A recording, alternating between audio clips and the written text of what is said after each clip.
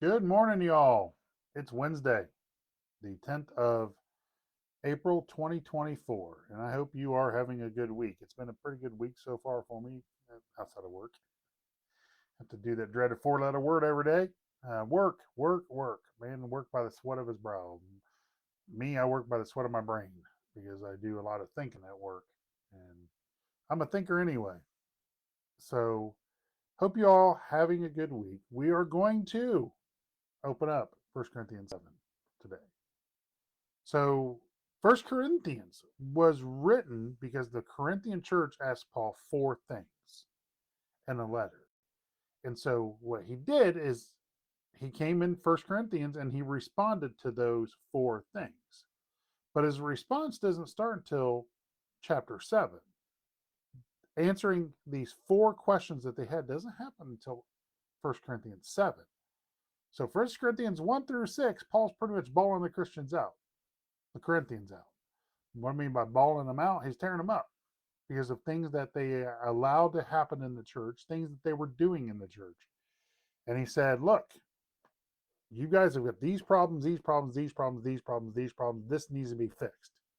And then in 1 Corinthians 7, he starts answering her question. And I like what this other study Bible that I have. I have a Common Man's Reference Bible, then I have a Ruckman Reference Bible. The Common Man's Reference Bible outlines those things, those four things that he answers by the chapters, and how he explains it when Paul says, now, when he opens up the chapter with now this, he's answering one of their questions. And one of their questions has to do with marriage. So Paul opens up with 1 Corinthians 7. Now concerning things whereof you wrote unto me, it is good for a man not to touch a woman. Now, he's not saying don't touch her. He's not talking about touching this. He's talking about physical intimacy. That's what Paul's talking about. He's saying that physical intimacy, as it goes with physical intimacy, it's better a man not to touch a woman. Paul himself was not married. Now, was he divorced? Possibly, because he was a member of the Pharisees, but he was a member of the Sanhedrin, and the Sanhedrin had to be married. But Paul never mentions his wife. So we could suppose that either she passed away or maybe she was divorced. Maybe, I don't know what happened with his wife, but he had to be married to be a member of the Sanhedrin. That was one of the qualifications. Just like a qualification for a pastor is that he is married. Now, some people will run with that and say he can only be married one time and he can't ever be divorced. Because over in 1 Timothy chapter 3, it says, let the bishop be blameless, the husband of one wife. And people say, well, it means you can't ever be divorced. That's not what he's saying in that context. He's saying you can only be married to one person at a time. You can't have multiple wives at the same time. Why? Because you can't rule the house of God. And 1 Timothy 3, he says you can't rule the house of God if you can't rule your own house. And a man that's got multiple wives and lots of kids is not going to be able to rule his house, nor would he be able to rule the house of God. A good case in point was King Solomon.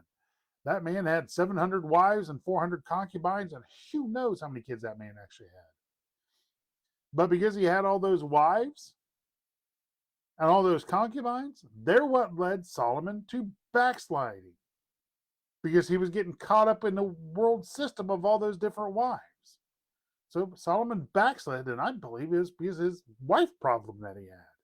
So when Paul comes and says this, it's better for a man not to touch a woman. He is talking about intimate physical relations. It's better not to touch them, because there's stuff that comes along with that. And I'm not going to get all deep into this stuff, but there are some deeper things into this, right? So he said, again, now concerning the things whereof you wrote unto me, it is good for a man not to touch a woman.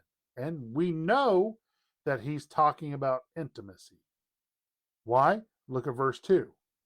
Nevertheless, to avoid fornication, let every man have his own wife, and let every woman have her own husband. So Paul is now answering that. Now, this is clearly that's what he's talking about in verse 1. He's talking for verse 1, it's better not to touch a woman. He's talking physical intimacy. All right, I'm trying to keep this PG, but he's talking physical intimacy, physical intimate relations. But he's saying if you're going to touch a woman, it better be your wife. And wife, if you're going to touch a man intimately, it better be your husband, not a boyfriend, not a girlfriend. Because if it's a boyfriend or girlfriend and you have physical intimacy before, then the Bible says that's fornication. Now, going back in this, if you look at every single account in the Bible where a man took a wife, the marriage was consummated. That's when marriage happens. It's when it's consummated, when it is the physical intimacy part. The man shall leave his father and mother and shall cleave unto his wife, and they shall be one flesh. They're intertwined fleshly through that physical intimacy.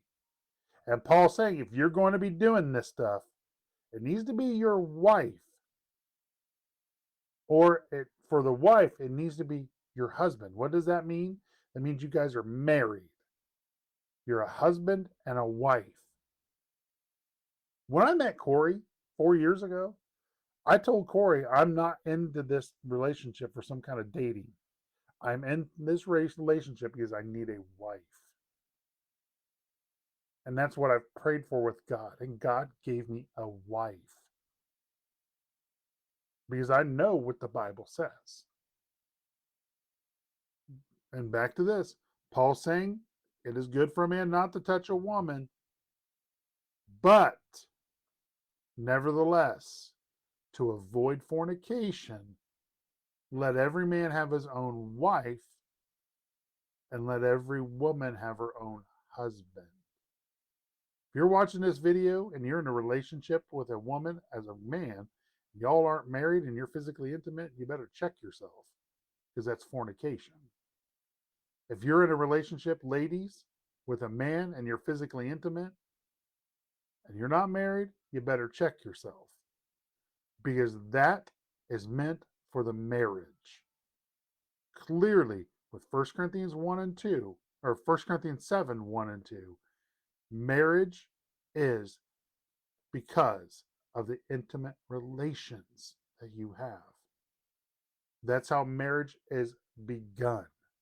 Now, we do have our marriage ceremonies now, and that's fine. We need to have some order in this. But Paul is very clear on these things. Better for you not to touch a woman, but if you're going to touch her, you better be married. That's all I have for today. Just think on these things. Because remember, Paul spent a couple chapters bawling out the Corinthians for fornication. That's intimate relations before marriage.